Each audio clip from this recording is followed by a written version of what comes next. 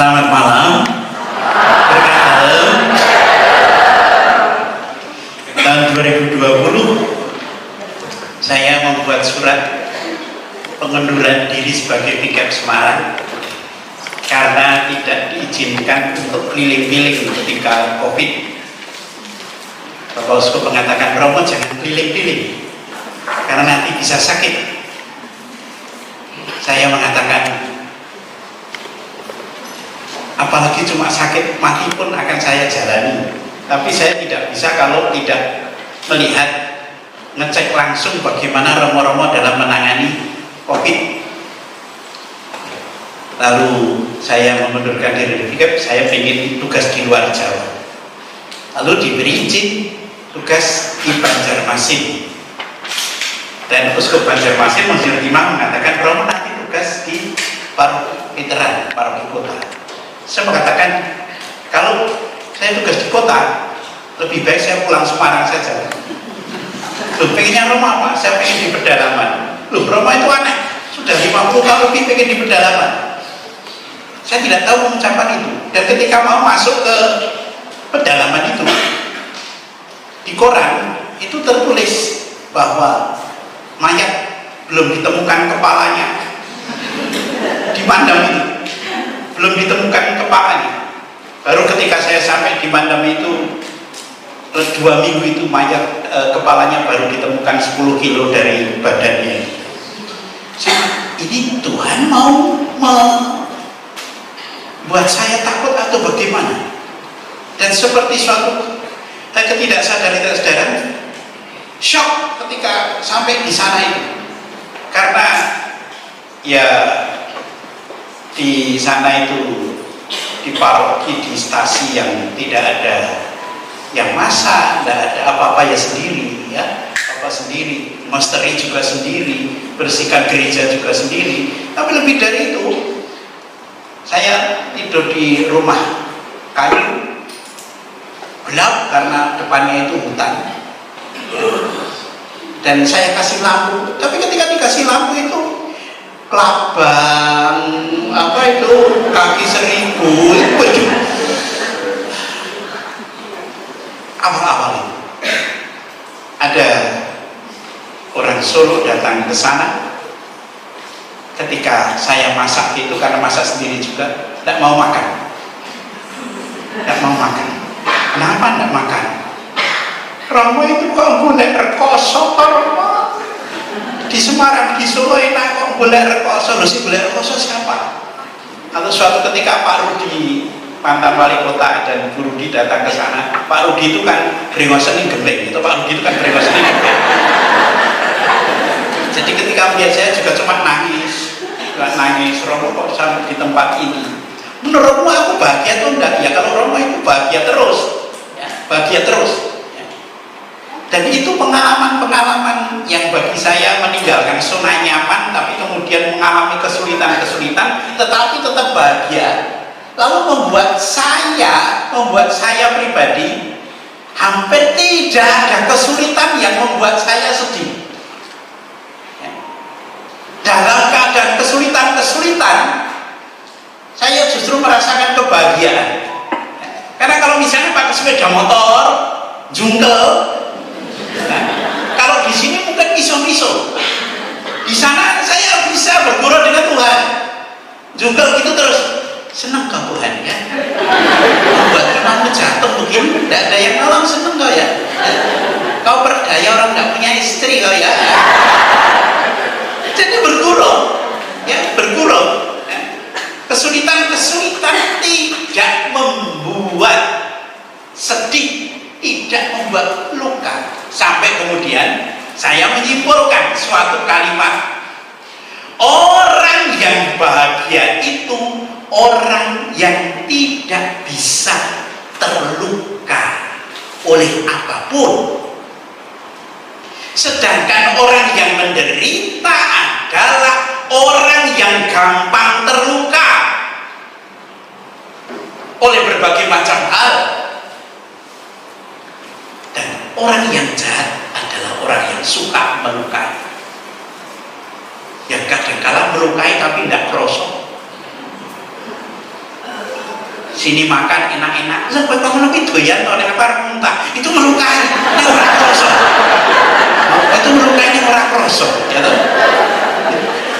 Banyak fakta yang terjadi seperti ini, ya. Yesus pelayan sejati. Sebentar bagian atas dulu. Yang sebelumnya. Lahir baru menjadi pelayan yang bahagia. Di sini mengandung arti yang sangat mendalam. Lahir baru itu artinya kita dalam hidup itu mencoba suatu pola baru di dalam hidup. Dan saya ke Kalimantan itu lahir baru, karena baru ketika di Kalimantan saya belajar naik trail. Umur 50 tahun lebih baru belajar naik trail. Yang keuskupan tidak menyediakan, tapi yang menyediakan adalah umat dari Solo. Umat dari Solo, ya betul. Anda itu ya, menyediakan. Yang tadinya keuskupan tidak memberi apa-apa, tapi kemudian karena itu Tuhan sangat baik, lalu menyediakan sampai ada 6 sepeda motor. Dan beberapa romo di sana yang tidak punya motor saya suruh datang, termasuk ada romo yang sudah seperti kelelahan, tidak punya daya itu, ya. Lalu saya mengatakan, romo ini ada sepeda motor 6 baru, romo pilih yang mana? Dan dia pilih yang terbaik. Tetapi dari milih yang terbaik itu dia begitu semangat. Dan ternyata karena selama ini yang membuat dia lelah, tidak berdaya, karena tidak pernah ada yang nawarin. Iya, tidak pernah ada yang nawarin. Ya. Sehingga ketika ditawarin itu dia seperti semangat. Ya. Sangat sederhana. Lahir baru berarti hidup memakai pola baru. Karena yang membuat penderitaan itu orang tidak mau lahir baru, tetap dengan pola yang lama terus. Menjadi pelayan ini juga tingkatan lebih tinggi, karena banyak yang di sini tidak banyak yang jadi pelayan, tapi cuma pendelok. Ya, pendelok, ya. Pendelok itu kan kendelalok, ya. Kendelok itu kan kira-kira bosone kendelalok itu, ya. Ya. Banyak umat Katolik tidak mau jadi pelayan. Apa gunanya jadi pelayan? Tingkatannya itu tingkatan umat. Tingkatan umat pun ada tingkatan umat yang napas, sekedar Natal Paskah, ya, sehingga sakit napas terus, gitu. Ada yang tingkatan rutin mingguan dan sebagainya. Ya.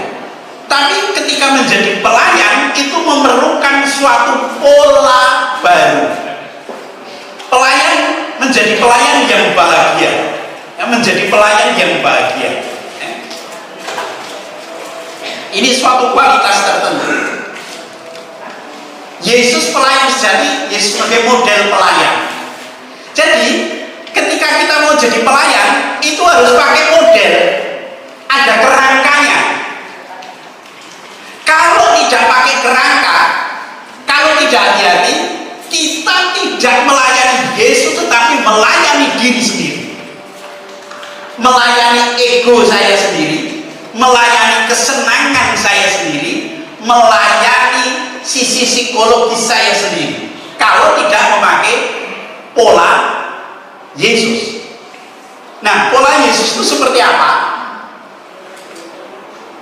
Model pelayanan Yesus itu yang pertama inkarnasi, yang kedua solidaritas, lepas dari keinginan duniawi, penggenapan dan digerakkan belas kasih.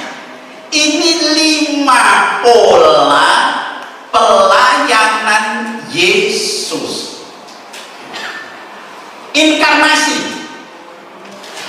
Inkarnasi dari Filipi 21-11, meskipun berwujud Allah, Kristus Yesus tidak mau berpegang pada kealahannya, tetapi dia menjadi manusia. Jadi pola inkarnasi itu Yesus itu gerak turun terus, bahkan mati di salib. Ini berlawanan dengan sifat manusia yang geraknya pengen naik. Contoh pengen gerak naik itu Adam dan Hawa. Sudah diperingatkan jangan makan itu, buah itu. Tapi Hawa karena pengen menjadi seperti Allah, makan buah itu. Menara Babel pengen gerak naik. Maka kalau orang mau menjadi pelayan tapi dia masih punya sifat pengen gerak naik, akan hancur. Tapi gerak turun, ya gerak naik itu sederhana. Gerak naik itu misalnya mematok harga diri terlalu tinggi. Misalnya ada seorang Romo dipanggil Romo, halo Romo, maaf saya bukan Romo, saya pater, saya pastor, tidak mau dipanggil Romo. Ya. Gampang terluka. Ya. Saya itu kerap kali di Banjarmasin itu direndahkan. Ya. Apalagi sekarang di rumah retret itu. Karena meskipun saya itu direktur rumah retret, tapi sekaligus juga tukang kebun, tukang belanja. Ya. Kalau pas belanja itu, nanti ya pas belanja sana kemari, yang bakul-bakul ya tanya, Paman itu kalau belanja kok sendiri terus? Nah, binimu mana? Aku bilang binimu baru hamil tua. Atau ketika di kebun sore-sore sedang nyangkul bersihkan itu ada bapak-bapak pakai mobil. Terus dia teriak-teriak, Paman, sini Paman, tolong sepeda motornya disingkirkan sana Paman. Tolong singkirkan sana Paman. Oh iya, baik, makasih, saya singkirkan. Paman kerja sampai sore Paman. Iya, lembur. Paman masih baru kan di sini? Iya. Kok sampai lembur-lembur? Ya demi anak istri. Saya menyikapinya dengan bergurau, tidak sakit hati. Ya tidak sakit hati. Pak, Paman rajin sekali. Iya, terima kasih. Terus dikasih 50.000. Ini Paman. Oh iya, terima kasih. Lumayan. 50.000. Ada rombongan ibu-ibu dari Jakarta, 12 orang mau datang katanya sekitar jam 8 malam, tapi ternyata datangnya setengah 11 malam, bawa tas besar-besar, dan saya sengaja saya pakai celana pendek. Paman tolong ini dibawa ke kamar ya. Iya, makasih.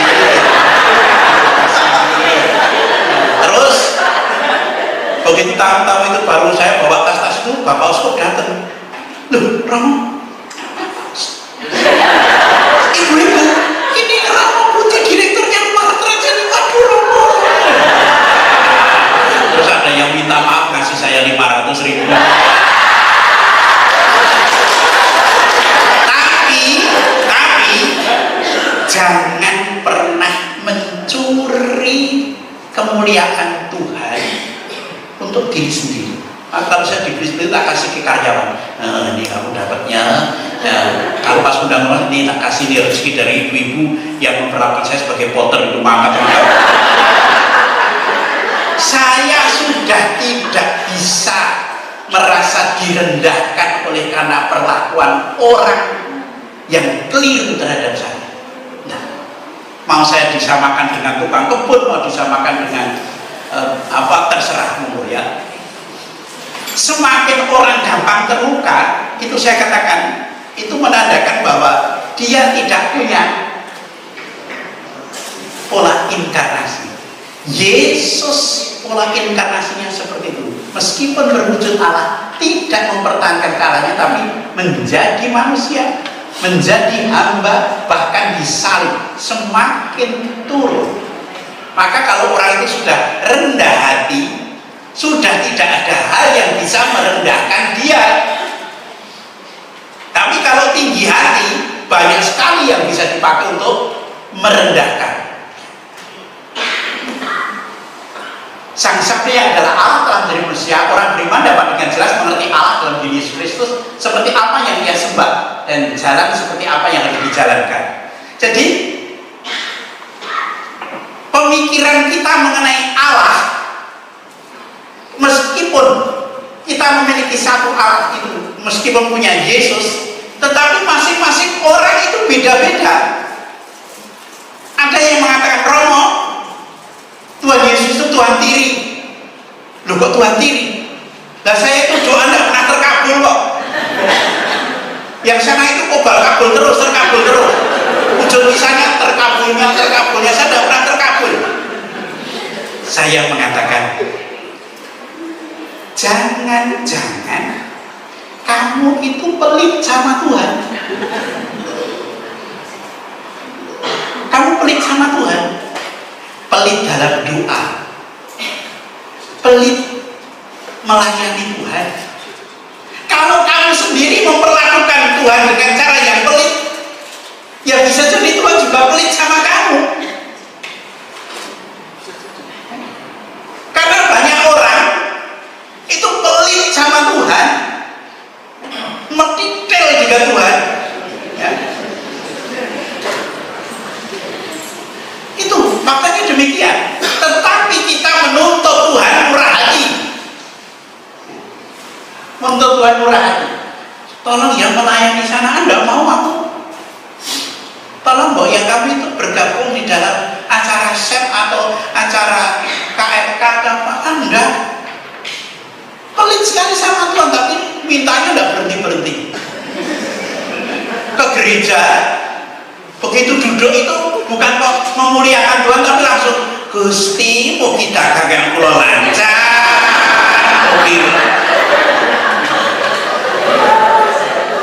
Itu datang ke gereja tidak memuliakan Tuhan, tapi minta Tuhan mengikuti keinginannya. Ini bukan orang-orang yang pelit untuk Tuhan. Mesti diberi kelimpahan, mesti, ya mesti. Karena orang yang murah hati pada Tuhan, dia juga akan diberi kemurahan. Itu sabda Tuhan loh dalam Matius 5 itu ya, ayat 7 itu ya. Solidaritas, pola Yesus yang kedua itu solidaritas, solider, atau lebih dalam bahasanya, bahasa Inggris, compassion. Dalam bahasa Latin, compassion, bersama dengan orang yang menderita.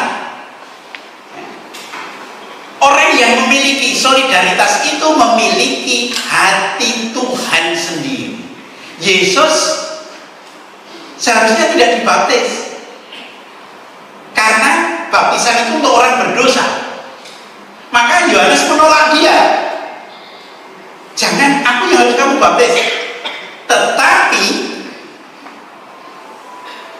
bagi orang pada umumnya baptisan adalah bukti pertobatan sebagaimana disebutkan oleh Yohanes Pembaptis. Tapi bagi Yesus baptisan bukan pertobatan, tapi solidaritas terhadap hidup manusia dan penggenapan kehendak Allah.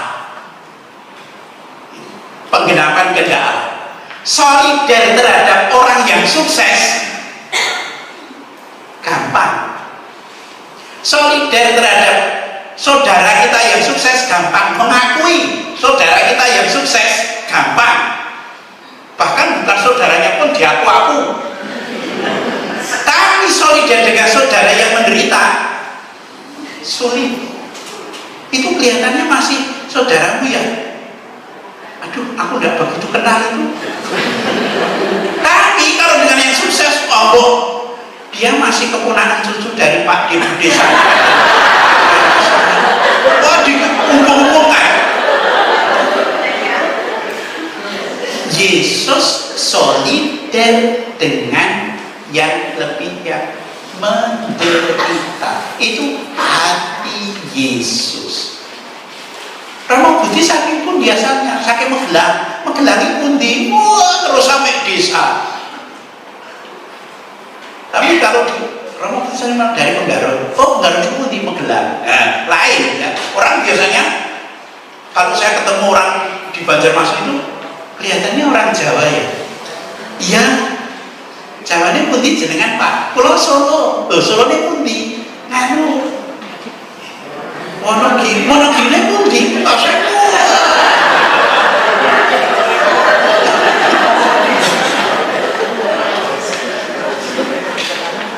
Nah, pola yang kedua menjadi pelayan yang bahagia itu harus memiliki solidar terutama dengan orang yang menderita.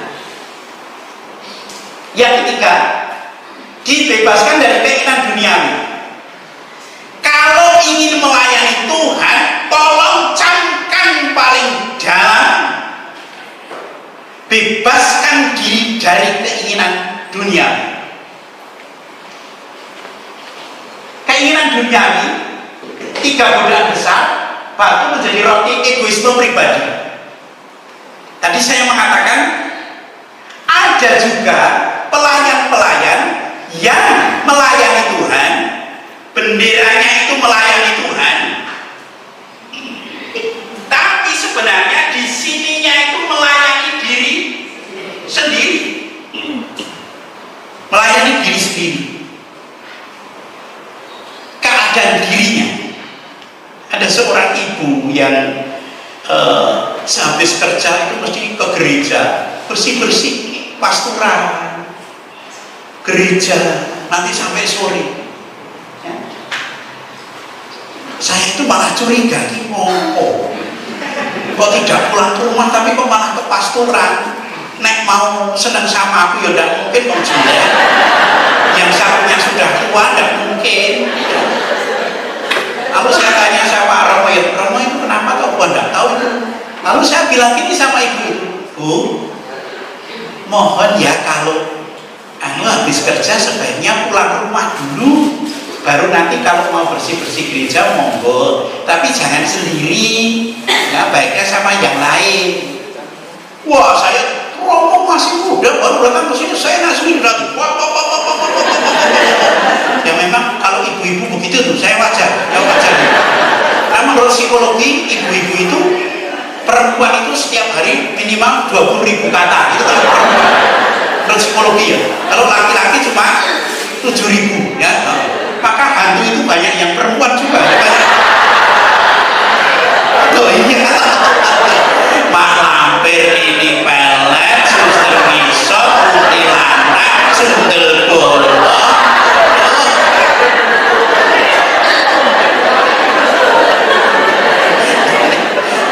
Karena banyak kata-kata itu banyak yang jadi hantu dia. Itu di sana, naik di sini ya. Mungkin lebih banyak.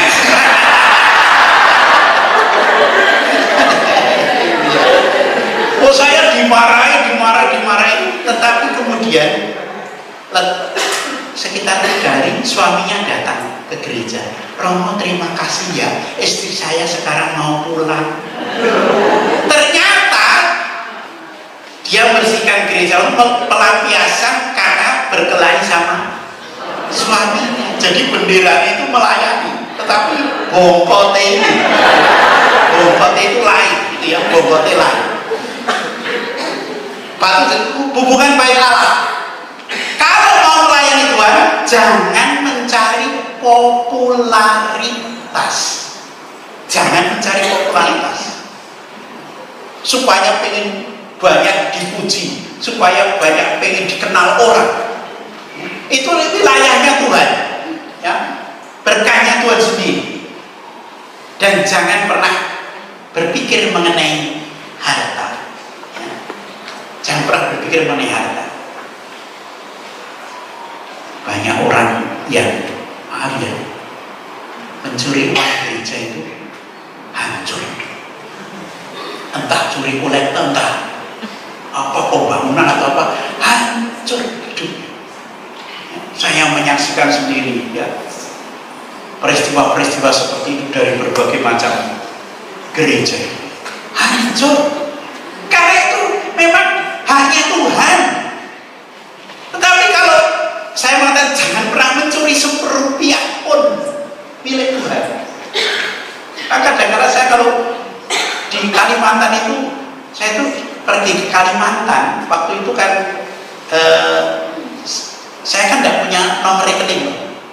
seorang ibu bilang, Romo, nanti kalau saya bantu Romo di Kalimantan, gimana Romo?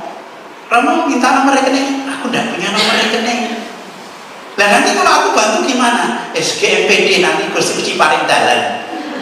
Ibu itu mengatakan, loh Romo, cara jual itu ya Romo harus jual rekening.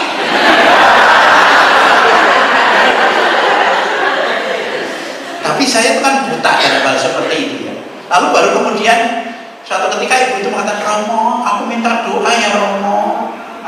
Romo kapan kesini ya? Oh ya baik ya. Pas saya ke situ. Romo, loh ini saya sudah di rumahmu. Saya baru di bank ini loh Romo. Romo kesini ya. Ternyata setelah ke situ, Romo ini tanda tangan sudah tak buat ke nomor rekening. Romo sudah ini nanti untuk Romo di Kalimantan. Oke. Terus dari saku-saku itu di mana? Oke, saya ke Kalimantan itu bawa uang 70 juta. Tapi langsung tak belikan tanah 65 juta. Karena saya pikir nanti saya di sini 2 tahun paling lama untuk kenang-kenangan untuk gereja di sana. Ya. Yang sekian juta tak belikan kayu ulin nanti untuk pembangunan. Ternyata itu titik Tuhan menginvestasikan sehingga ketika saya di sana itu bisa bangun 3 gereja, sekolahan, kemudian aula, bisa beli tanah. Ya, dari Solo dan dari Semarang. Ibu.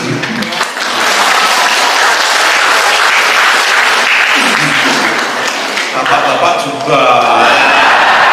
Karena ibu mau mengatakan itu izin suami dulu. Dan saya mengatakan, Tuhan, saya tidak ingin mencuri serupiah pun milikmu itu. Ya. Maka kalau saya bilang, Tuhan, aku pengen itu, aku uang sudah habis. Tapi orang sini butuh sekolah loh Tuhan. Gimana Tuhan? Bunda, tolonglah Bunda, ini kan proyekmu Bunda. Kalau ini tidak selesai, yang malu kamu loh Bunda. Oh, beri. Iya. Setiap kali begitu, ngancem Bunda Maria saya. Terus 1-3 peristiwa itu terus ngancem Bunda. Bunda, bukan untukku sendiri Bunda, tapi untuk kemuliaan putramu dan juga untuk keselamatan orang sini. Diberi terus. Dan saya begitu terharu ketika pindah dari Mandam itu, umat sudah ternyata mengumpulkan dana 1 box itu sambil nangis, Romo, ini untuk Romo, tidak tahu isinya berapa dari umat, paling untuk Romo. Saya mengatakan, karena Romo sudah bekerja keras di sini. Saya mengatakan, yang bekerja keras bukan saya, tapi Bunda Maria dan Tuhan Yesus. Karena saya merasakan itu. Maka ini silahkan dipakai untuk kepentingan umat sini.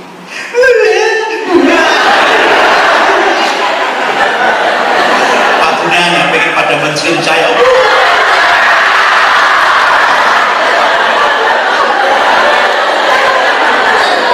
Ternyata yang sudah empot dan enggak itu beda. Kalau dulu di Solo ada yang begitu tuh modus. Jadi setiap kali ada Romo pindah, gimana Romo mau pindah? Mampu. Saya mulai tahu suatu ketika saya mau pindah, ini juga mesti nanti saya mau diembuk ini. Begitu keluar dari sakristi, ibu itu, Romo putih nek pindah terus jemplot terus mungkin Romo. Apa aja nganggur. Sekedar saya masuk lagi sakristi, Romo. Karena itu ibunya mengatakan, Romo kurang ajar tenang. Tak kasih penterpin.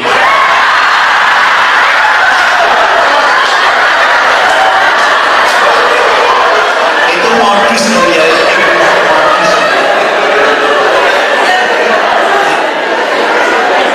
Melayani jangan pernah untuk egoisme pribadi, ya, kenyamanan pribadi. Jangan pernah untuk mencari popularitas. Jangan pernah untuk yang namanya harta. Hancur pasti, ya, hancur. Kalau sudah seperti itu nanti masuk dalam godaan setan, yang masuk godaan setan. Penggenapan. Seorang pelayan yang baik harus menyadari bahwa hidup ini penggenapan. Penggenapan itu artinya apa? Dalam Lukas 4:21, genaplah nas ini ketika kamu mendengarkannya. Setiap manusia diciptakan untuk penggenapan. Kesadaran akan penggenapan yang paling sederhana adalah menjadikan diri dengan mengatakan, Tuhan jadikanlah aku. Tuhan, bila tidak ada singer, jadikanlah aku singer. Tuhan, bila ada di keluargaku orang yang tidak sabar, jadikanlah aku orang yang sabar. Tuhan, jika tidak ada orang yang murah hati, jadikanlah aku orang yang murah hati. Itu penggenapan. Tuhan, jika tidak ada yang mau jadi lektor, jadikanlah aku lektor. Nanti Tuhan akan memelihara sendiri dengan caranya sendiri.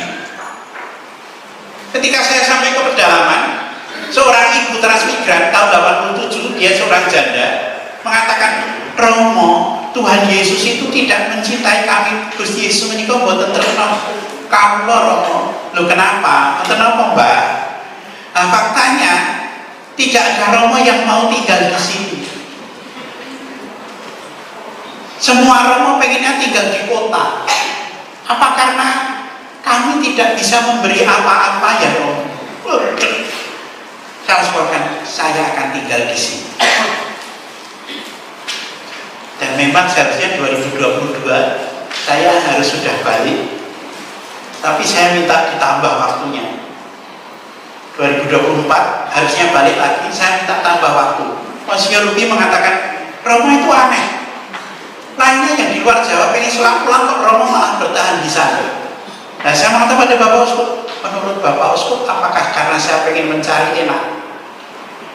Kalau saya pengen mencari enak, saya tidak akan. Saya akan segera pulang. Lalu saya tanda tangan kontrak lagi bulan Desember, minimal sampai 2031. Minimal sampai 2031. Karena di sana memang sungguh sangat kekurangan Romo, kekurangan tenaga.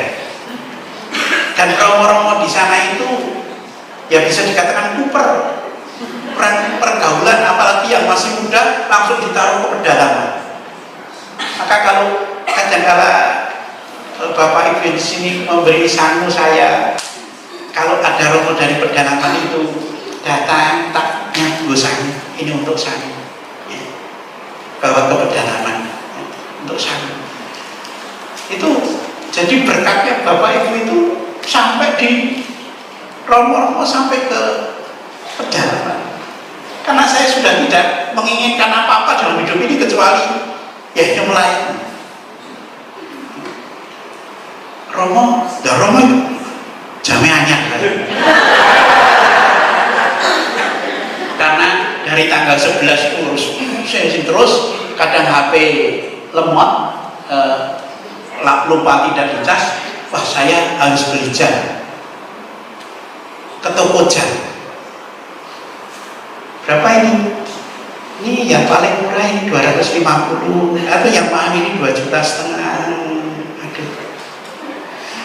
Terus saya ke tengah pasar, 75.000.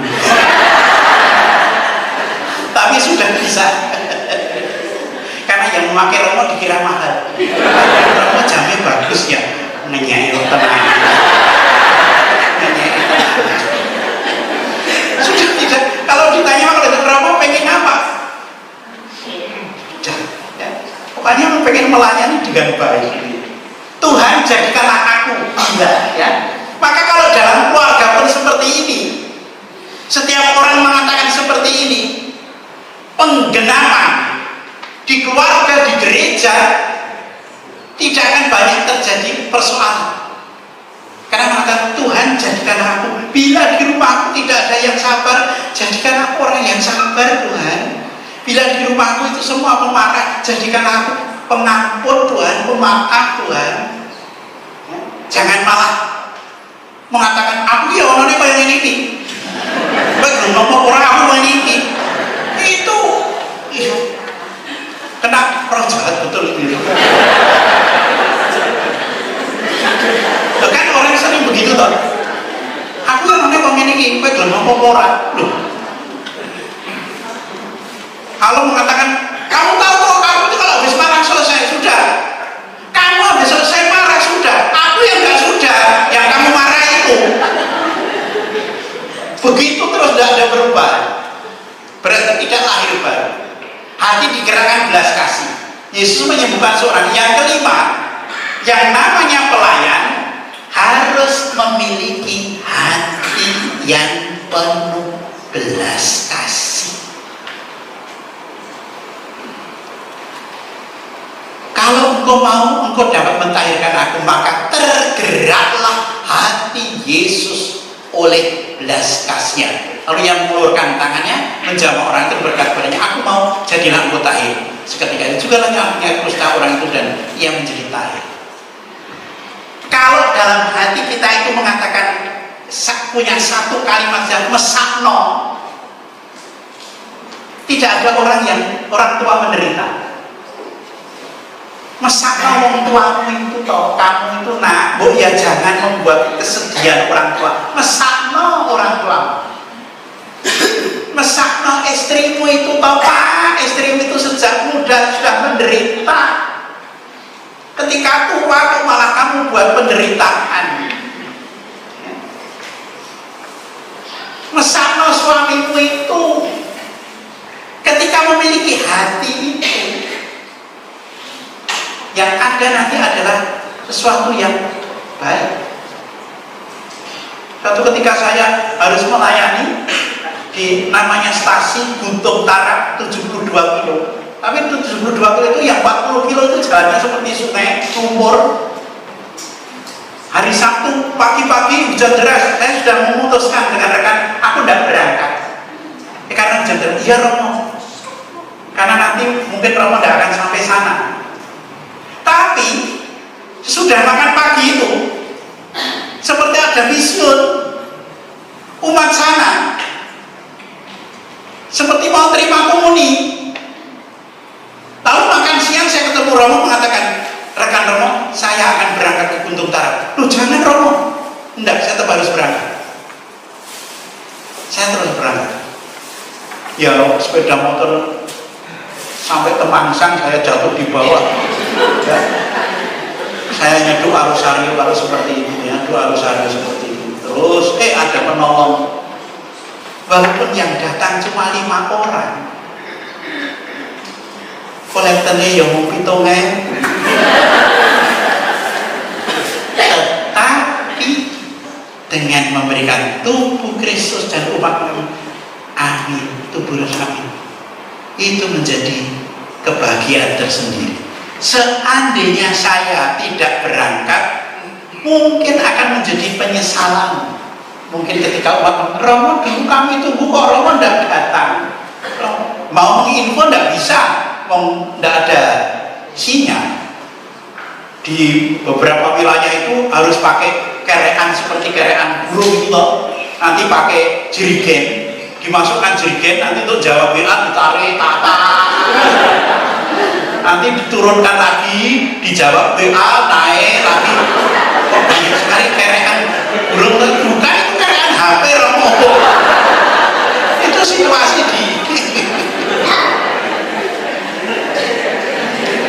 digerakkan oleh belas kasih ya. Orang yang memiliki belas kasih itu dirinya mau berkorban, bukan mengorbankan tapi mau berkorban. Kekayaan utama manusia terletak pada hati yang penuh belas kasih. Jika setiap orang melakukan ini, tidak ada penderitaan yang berasal dari manusia. Jika memiliki belas kasih, tidak ada penderitaan yang berasal dari manusia. Ada penderitaan oleh karena alam ya. Tetapi kalau orang memiliki belas kasih, tidak ada penderitaan yang berasal dari manusia. Syarat juga supaya menjadi pelayan yang baik itu berdamai sebagai syarat bahagia. Berdamai. Ya, ini tadi orang yang bahagia adalah orang yang tidak mudah terluka, orang yang mudah terluka adalah orang yang menderita, orang yang jahat adalah orang yang mudah melukai. Ada orang yang mudah terluka oleh makanan. Sedikit mengatakan, enak, disuguh, cili-cili, rambut jajing, ada seperti itu. Ibu-ibu ada. Suatu ketika sampai kemudian coba tak delok ibu itu mau main kompoton, saya yang disuguh luwih cili-cili. Nek dia suka kritik. Sing mangkel ke meneh ketika dijajake nyacat. Ora enak yo nek kene iki. Padahal dijajake. Bar itu kapok wis rasa jajakan. Mulutnya ini mudah terluka oleh makanan. Bahkan ada orang-orang yang karena mudah terluka menjadi seperti orang gila. Menjadi orang gila itu misalnya saya omong-omongan, terus dia bilang, mesti rasani saya. Rasani saya tuh dulu agak. Rasani saya itu sampai rotok. Mudah terluka oleh gaya orang, ya. Mudah terluka oleh gaya orang hanya berjalan mungkin aja. Kalau kayak lakunya kayak lakunya kayak itu hanya masalahnya kadang-kadang kita tidak menyadari kemiringan atau ketidakparasan kita itu karena terlalu banyak yang miring, terlalu banyak yang mudah terluka, mudah melukai.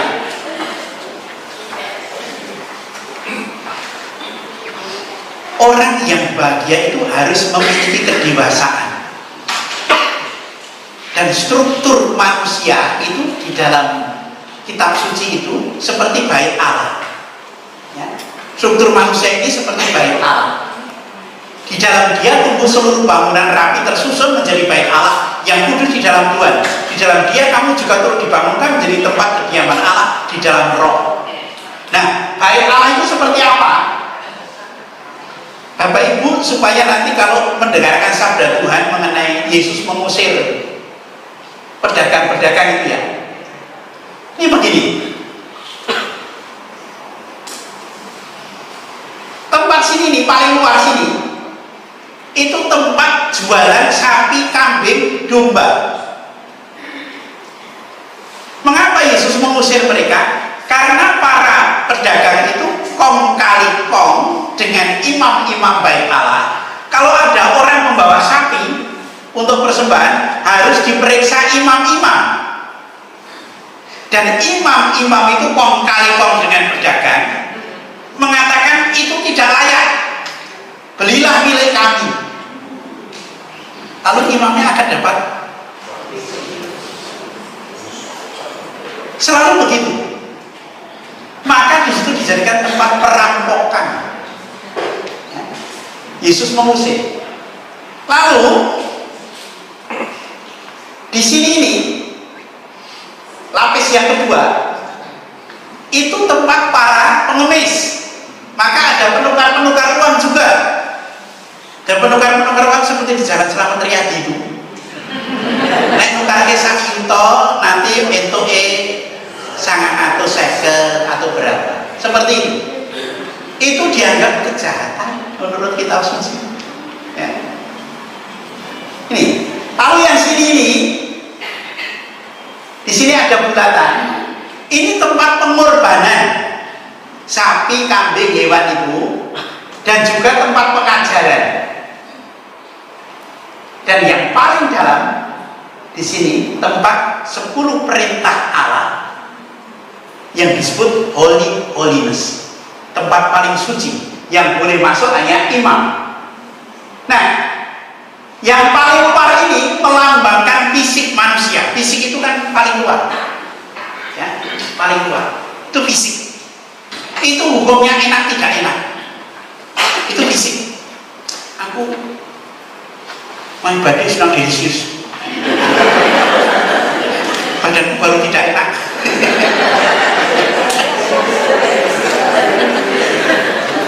Enak tidak enak itu fisik, ya. Lalu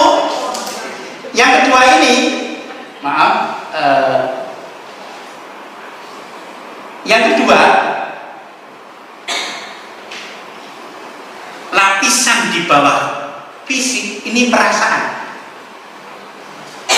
Perasaan itu hanya di bawah kulit. Maka kalau orang sedang bahagia, kalau sedang sedih, karena memang perasaan letaknya hanya di bawah kulit. Kalau sedang marah, kalau kulit-kulit putih gini langsung memerah. Kalau seperti saya tidak kelihatan. Tidak kelihatan. Hitam itu kalau marah tidak kelihatan. Ya. Maka tadi saya itu dihina begitu masuk. Udah dihina saja. Romo kok sama saja. Wantek. Nah, wantek kira itu wantek. Perasaan. Hukumnya senang tidak senang. Itu perasaan. Dan yang ketiga, pikiran. Ya, pikiran itu yang di sini tadi yang pikiran itu yang terletak di sini. Lapis ketiga, itu hukumnya baik dan tidak baik. Dan yang terakhir bagian holiness, ya, bagian holiness ini hati nurani. Selamat atau tidak selamat. Kalau yang namanya pelayan itu geraknya turun, artinya kekanak-kanakan, yaitu hidupnya hanya enak tidak enak, senang tidak senang, tidak mungkin jadi pelayan yang baik. Ini jadi manusia biasa saja ngerepoti kok. Iya, orang itu kalau hidupnya hanya dasarnya enak tidak enak, senang tidak senang, ngerepoti. Romo pun kalau ini ngerepoti. Romo itu ada yang minta minyak suci, aku baru dah senang minyak-minyakan, kalau minyak apa? Kacau. Kalau diantara pelayan PD PKI misalnya ada, nanti kamu kamu nanti single ya, aku baru dah senang kok. Repot. Iya. Maka minimal orang yang dewasa itu, minimal orang yang dewasa itu gerak naik minimal ini. Orang yang dewasa itu minimal cara berpikirnya ini apa atau tidak, bukan seneng seneng, enak gak enak. Maka nanti kalau di rumah atau nanti di PD ada yang sering mengatakan mau Raina, mau seneng, sediakan dot bayi untuk mengingatkan bahwa itu kekanak-kanakan. Di rumah sediakan dot bayi, walaupun yang namanya laki-laki itu nanti sampai tua itu saat tertentu kanak-kanaknya muncul. Karena kalau laki-laki itu kalau sakit itu kan mesti sok-sok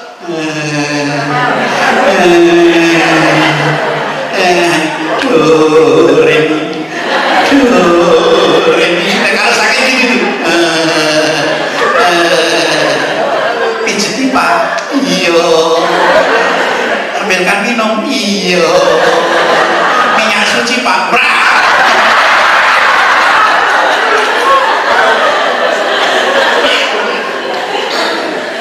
kekanak-kanakan. Kalau perempuan kalau sakit dia tidak pernah kok tapi nanti kalau ditanya nadanya bisa satu oktav itu bisa langsung. Kalau laki-laki kan cuma tapi kalau perempuan ditanya sakit kok wah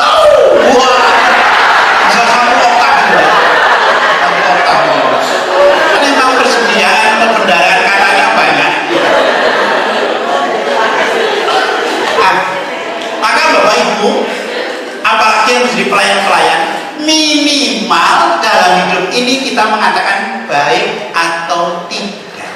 Lebih dari itu ini menyelamatkan atau tidak. Tapi kalau sekedar senang tidak senang, enak tidak enak, ini menghancurkan.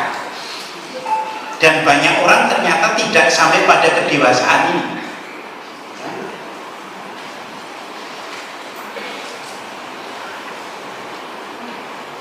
Berdamai dengan dirinya sendiri. Orang bahagia berdamai dengan dirinya sendiri.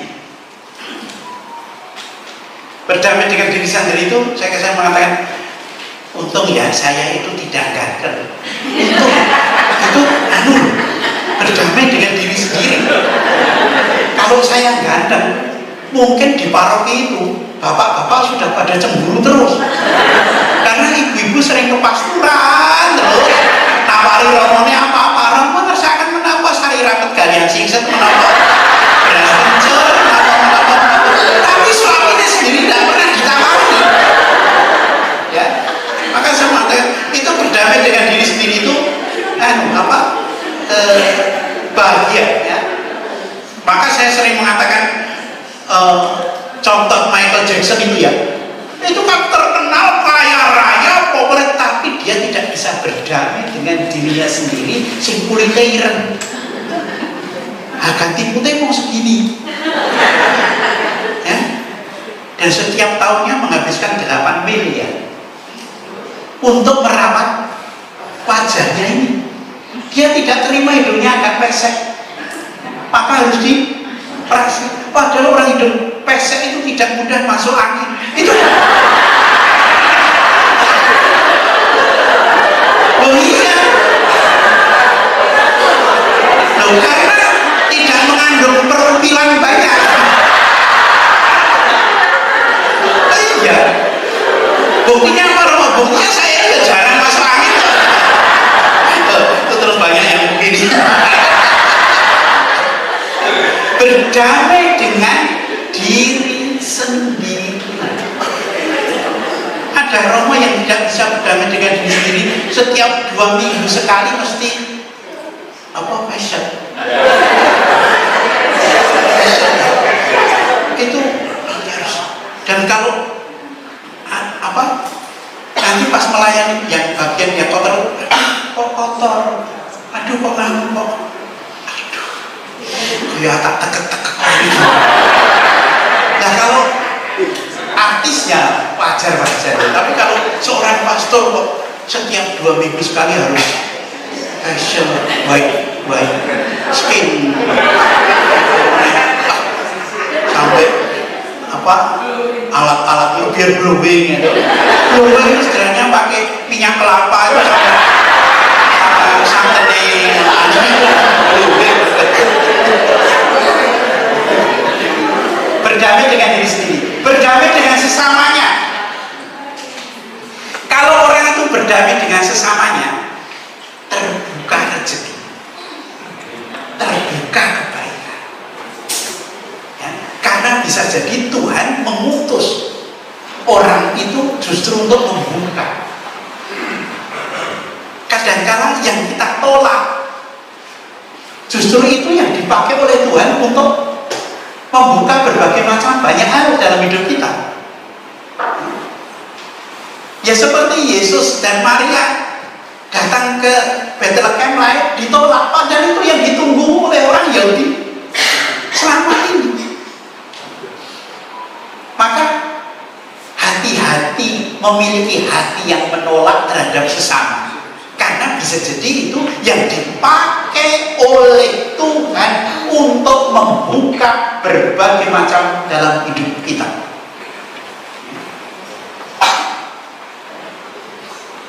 Berdamai dengan peristiwa hidupnya. Ada orang yang suka nyimpan luka ya, orang nyimpan luka bertahun-tahun dan diturunkan kepada anaknya ya, diturunkan kepada anaknya. Nyimpan lukanya itu diturunkan, jadi nabung tapi nabung luka. Berdamai dengan imannya. Ada orang-orang yang tidak bisa berdamai dengan imannya dengan Tuhan Yesus, karena dianggap Tuhan Yesus tidak murah hati, dianggap Tuhan Yesus itu membeda-bedakan ya. Berdamai fisiknya, perasaannya, pikirannya, hati nuraninya. Menjadi seperti anak kecil. Seorang pelayan yang baik itu harus memiliki hati seperti anak kecil. Biasanya termasuk romo-romo itu kalau berkhotbah menjadi seperti anak kecil itu karena apa? Karena jujur. Jujur itu bisa kujur. Kalau misalnya Pak Safi itu tidak suka sama saya, misalnya ya, misalnya, lalu bilang sama putranya, Leng, nanti kalau ada orang pakai kacamata kulitnya hitam bergosen, ngomong ya bapak tidak ada. Terus saya datang ke rumah, bertemu dengan anaknya. Nah, papa ada. Tadi itu papa bilang kalau ada orang tulisan pakai kacamata kulitnya hitam, suruh bilang tidak ada. Tapi bapak ada. Ada itu sembunyi di balik lemari. Kujur. Kujur. Maka bukan karena kejujuran surga itu milik anak itu bukan karena kejujuran. Dalam banyak hal saya pun tidak boleh jujur. Kalau saya jujur pengakuan dosa, saya kena suspensi. Romo itu istri saya ngaku dosa apa? Istrimu katanya selingkuh. Bisa tuh, sama siapa? Sama bapakmu.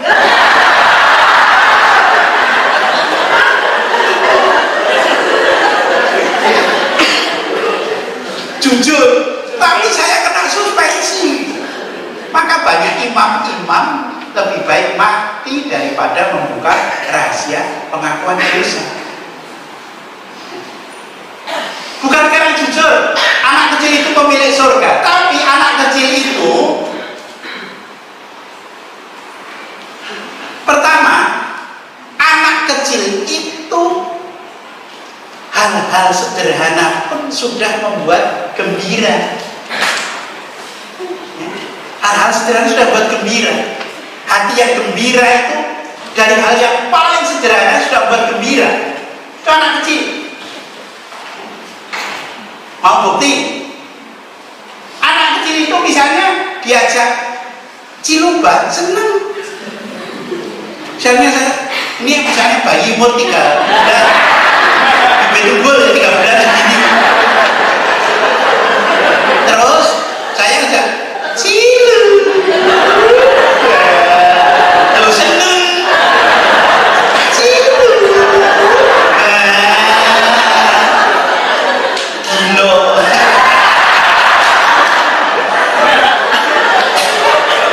seneng, ya, diajak cilu. Senang. Coba Anda nanti pulang ketemu suami jak cium.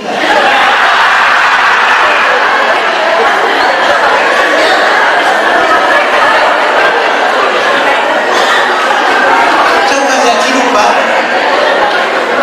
Jadi sampai di rumah suami baru apa atau istri baru apa?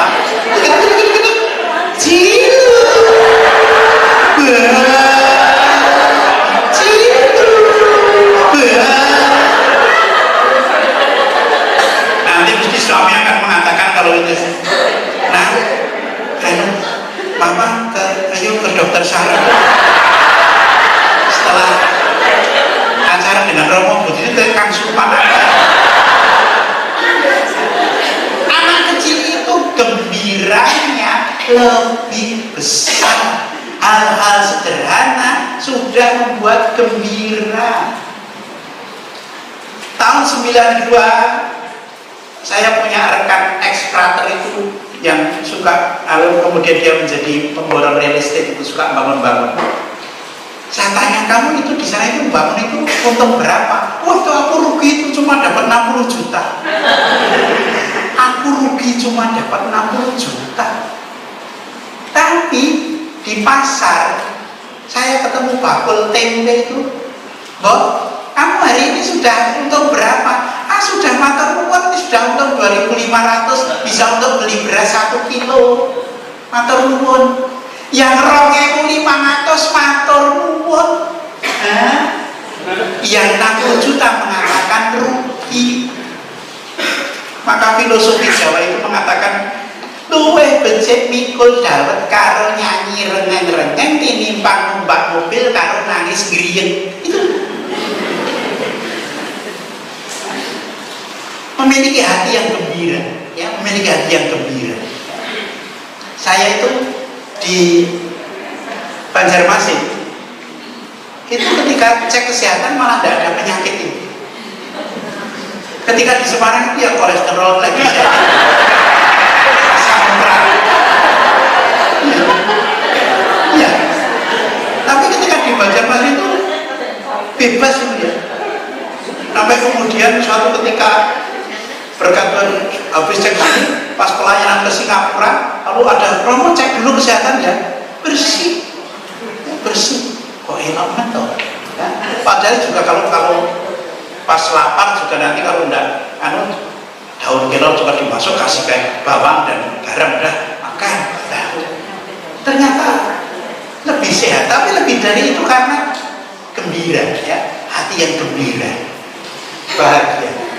Anak kecil di samping gembiranya lebih besar, yang kedua, anak kecil itu tidak menyimpan keburukan dalam dirinya. Tidak menyimpan keburukan. Sementara banyak orang semakin tambah tua menyimpan keburukan, nabung keburukan. Anak kecil itu sekarang berkelahi, nanti siang berdamai. Orang tua sampai berminggu-minggu, berbulan-bulan, bahkan sampai mau meninggal pun sampai begini, aku tidak mau memaafkan dia. Stop, mati kok nih, maafkan toh, wis toh dimaafin. Ora iso Romo, aku nek kon ngapura ora iso. Lho mergo kuwi setan kuwi sing membelenggu kamu. Wis datang minyak suci ya. Engko nek anu yo pangapura Gusti, yo aku di minyak suci ndak apa. Tapi syaratnya minyak suci itu memberi maaf. Kamu pengen neraka apa swarga? Aku pengen swarga tapi ndak bisa memaafkan. Ora iso. Sampai akhirnya tak dedes-dedes, ya sudah, aku memaafkan, betul memaafkan. Ayo tangannya diangkat, memaafkan anak-anakku. Maafkan. Minyak suci 2 jam meninggal. Bukan mau minyak suci kalau tak tetap enggak.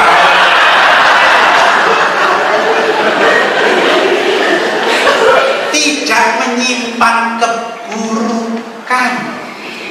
Jangan pernah menyimpan keburukan, nanti wajahnya menjadi buruk. Sekarang tambah elek.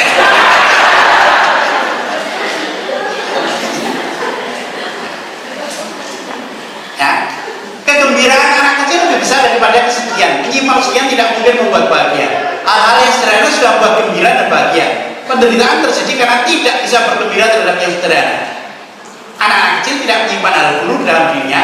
Menyimpan hal buruk itu membuat derita diri sendiri.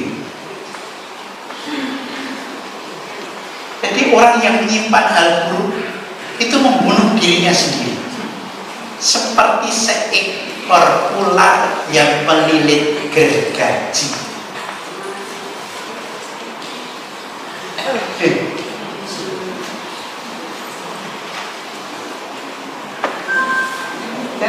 Seperti seekor ular ya.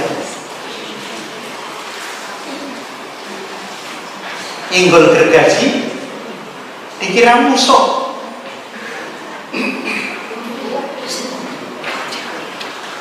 Semakin kuat dia melilit,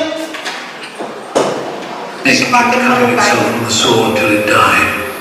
If only it had ignored the cut and moved on, it would have stayed alive.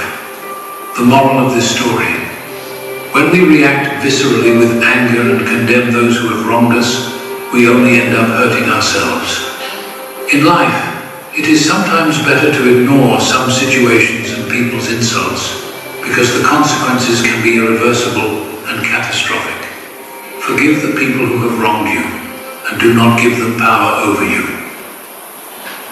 Maafkan orang-orang yang pernah menyakiti kamu. Jangan kamu dikendalikan oleh kata-kata mereka.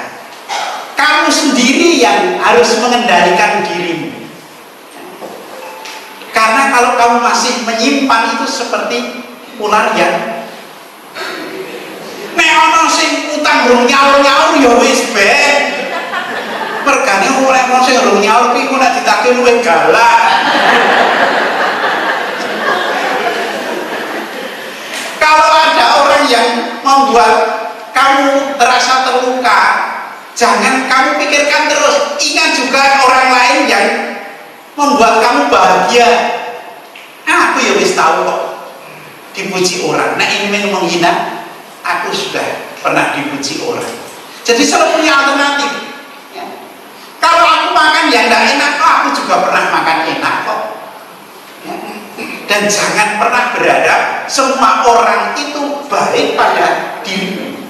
Karena pasti ada orang yang entah seperti apapun, ada orang yang suka dan tidak suka, tapi jangan dikendalikan oleh itu. Ya.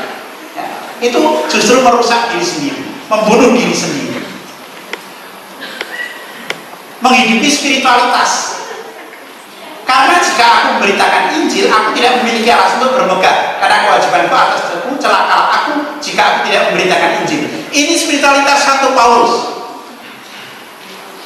Spiritualitas seperti semboyan hidup. Kalau saya semboyan hidupnya GMPD, Gusti mesti paling dalan. Maka saya tidak pernah merasa menyerah dalam banyak hal. RTCB ramah Tuhan cukup bagimu. Ya. Ramah Tuhan cukup bagimu. GMPD, Gusti mesti paling dalan. Seperti apapun, Gusti mesti paling dalan. Ya. Gusti mesti paling dalan. Ya. Itu spiritualitas, spirit, roh yang menguasai diriku. Ya. Roh yang menguasai diriku. Hati-hati dengan semboyan hidup. Misalnya, be yourself. Jadilah dirimu sendiri. Ingat, kita dicipta menurut gambar Allah. Gambar Allah itu Yesus. Tuhan Yesus tidak pernah mengendaki itu. Kita dikehendaki untuk semakin menjadi seperti Kristus, bukan be yourself. Tapi jadilah serupa dengan Kristus, karena kita dicipta menurut gambar Allah. Dan gambar Allah sejati itu Yesus. Tidak ada kata terlambat. Wah, semboyan sampai tidak ada kata terlambat. Ingat, gadis-gadis bodoh itu terlambat. Tuhan Yesus menghendaki kita supaya berjaga-jaga. Gadis-gadis bodoh itu ketika masuk surga tertutup, pintu ditutup lepis. Banyak orang terlambat ngasih istrinya, banyak orang terlambat ngasih suaminya, banyak orang terlambat ngasih orang tuanya, banyak orang terlambat ngasih anak-anaknya. Fakta. Ya, saya kerap cerita mengenai seorang, habis acara seperti ini, seorang ibu, seorang bapak mengatakan, aku minta dibelikan ketela goreng itu. Besok aja ya Pak, dan malam. Istrinya ini tercetak dari tulang kepala, jadi balak banget itu ya. Bukan dari tulang rusuk, tapi dari tulang kepala. Jadi balak banget mengatasi laki-laki kan. Sampai laki-lakinya membentuk SDKI, kata suami dibawa ke tiap istri itu ya. Besok aja, suaminya manut. Pagi-pagi istrinya beli ketela goreng.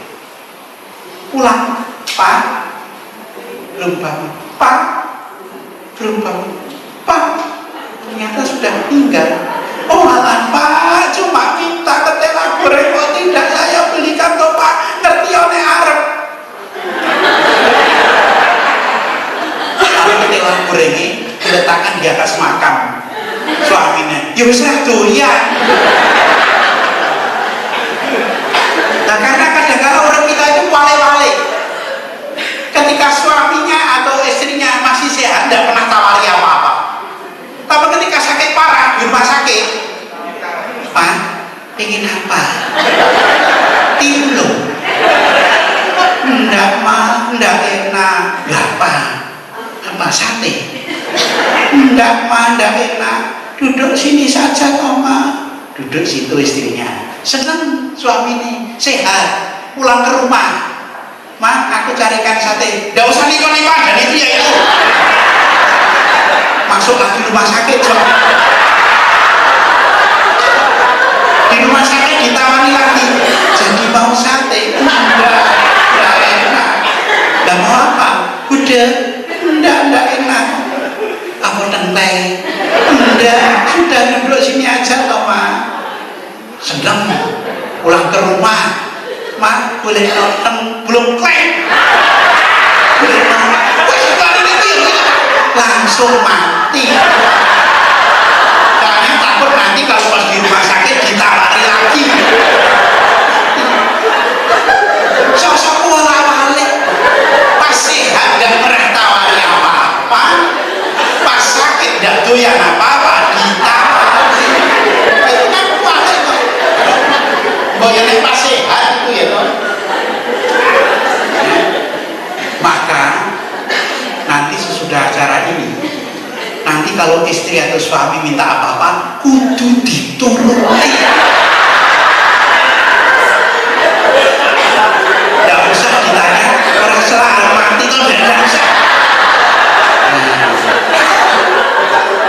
Kudu dituruti.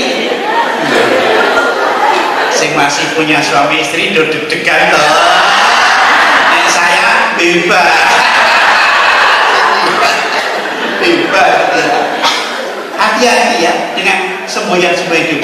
Menerima apa adanya. Ingat, Tuhan Yesus hadir membawa perubahan. Tuhan menghendaki kita selamat, maka harus dilahirkan kembali. Tidak menerima Yesus, tidak pernah menerima apa adanya. Kalau dia menerima apa adanya, tidak perlu dia datang ke dunia, tidak perlu dia mengajar. Yesus tidak menerima apa adanya, tapi selalu dengan pesan jangan berbuat dosa lagi. Ketika perempuan itu, lalu kemudian apakah ada yang mau kamu? Tidak ada Tuhan, aku juga tidak mau kamu, jangan berbuat dosa lagi. Itu artinya perlu lahir kembali, perubahan. Kesimpulan umum menjadi pelayan yang bahagia itu dalam diri harus nggayemi. Nggayemi itu nyaman dengan diri sendiri, ya. Nggayemi itu nyaman dengan diri sendiri. Ngayemi itu harus membuat ayem, ya. Orang ngantemi kok malah ngantemi. Ini dorong bukan ini loh. Gayemi itu nyaman dengan diri sendiri. Karena ada banyak orang tidak nyaman dengan diri sendiri dari latar belakangnya, tidak bisa terima orang tuanya, segala macam. Itu berarti belum gayemi. Gayemi itu nyaman dengan diri sendiri. Ngayemi hidupnya buat ayem, ya, buat ayem. Orang itu kalau ketemu ayem gitu, ya, ayem. Ngayomi melindungi, ya, ngayomi itu mampu melindungi. Mampu melindungi itu bisa dengan kata-kata. Misalnya ada orang rasanya buruk, meskipun kita tahu kalau kita ngayomi, kita itu, oh aku tidak ngerti, itu ngayomi. Orang kok malah nambahin, orang mingguwi kok dia dong ini, itu bukan ngayomi, ini ngoyomi. Jadi saat tertentu itu, ya, oh aku ngerti, karena di sini berpikir, nek aku ngomong ke juga tidak ada baiknya, tidak ada baiknya. Lalu ngayani memperkaya, hidupnya memperkaya itu memberi inspirasi. Jadi misalnya ada orang mengatakan, itu loh kalau jadi suami seperti itu loh, itu artinya sudah memperkaya. Kalau menjadi istri seperti itu, kalau jadi orang Katolik seperti itu sudah memperkaya hidupnya. Jangan orang mengatakan, oh coba kayu loh, kayu, makanya suaminya kurus gitu, mendingan dimarahi. Itu artinya tidak menginspirasi gitu. Tapi hidup kita itu menginspirasi.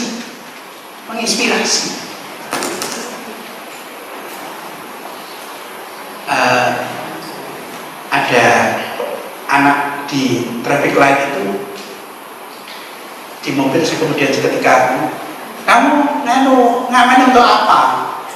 Kamu ngamen untuk apa? Dia terdiam. Mau untuk beli buku. Oh, beli buku untuk apa? Karena apa? Ya, berapa aku nggak bisa belikan. Itu menginspirasi. Atau ketika saya suatu ketika di Solo di warung tenda sedang makan dengan murid-murid, itu ada pengamen anak muda. Ngamennya itu lagunya Roma Irama itu. Sungguh terpaksa aku menyanyi mengharapkan Tuhan bermurah hati. Terus aku ya masih makan cuek itu masih. Sungguh terpaksa aku menyanyi mengharapkan Tuhan bermurah hati. Sungguh terpaksa. Saya menengok ternyata OMK dan saya kenal. Tuh kamu Romo, sini. Dua orang, sini. Ayo makan. Kamu makan. Mama saya sakit, janda mama. Untuk pengobatan. Nanti tadi. Makan dulu. Itu menginspirasi.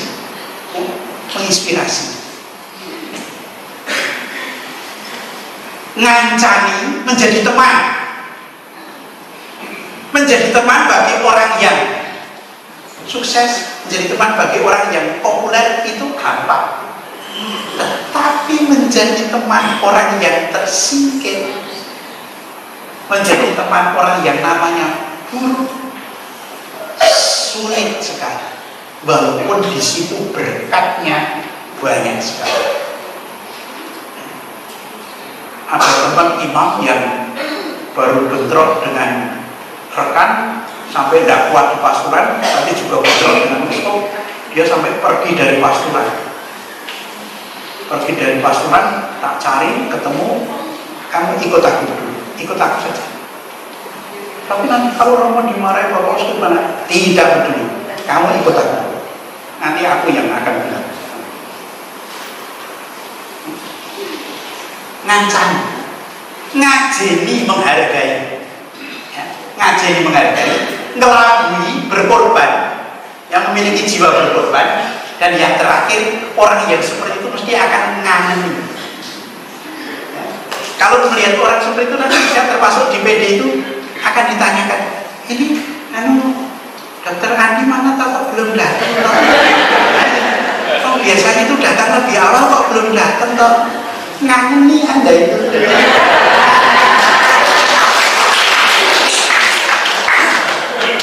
Pasti karena punya nilai-nilai yang positif seperti itu. Baik yang terkasih dalam Tuhan, semoga Anda semua dalam perjalanan hidup nanti semakin hari semakin terbuka lahir. Kalau ada hal yang baik, kejarlah. Misalnya nanti kalau ada persekutuan doa, ikutilah.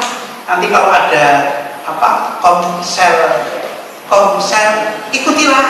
Mulai dari yang sederhana, yang kecil-kecil, ikutilah. Karena di situ nanti akan membentuk diri Anda menjadi orang-orang yang seperti ini. Jangan Anda pelit untuk Tuhan.